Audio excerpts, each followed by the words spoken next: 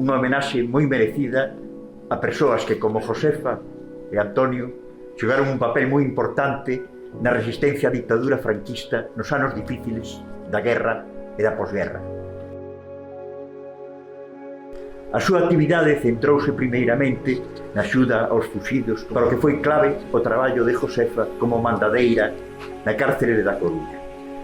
Posteriormente, crearon as condicións para a distribución de Mundo Obrero, A Voz do Pobo e toda a propaganda do partido, o que implicaba o control de locais de depósito da mesma e tamén da súa distribución.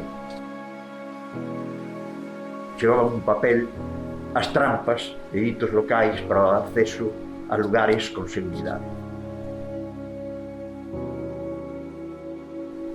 Pero interésame destacar tamén outra faceta de Juan Antonio e Josefa, a súa contribución a conectar coa xeneración máis xove aquela dos nados na década dos anos 40 do século pasado.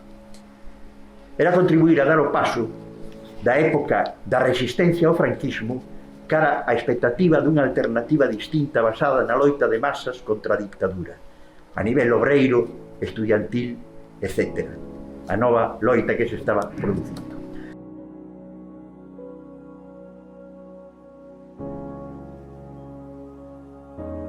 Nace así unha actividade frenética entre os anos 65 e 67, concretada na distribución de folletos de crítica ao franquismo, pero tamén na participación en asociacións como o Facho. Por certo, que é unha asociación que sigue existindo aínda agora.